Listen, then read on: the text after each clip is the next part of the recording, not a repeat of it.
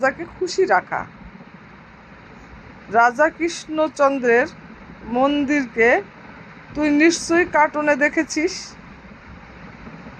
কার্টুনে তার চরিত্র যতটা খারাপ ছিল সে কিন্তু ততটাও খারাপ ছিলেন না।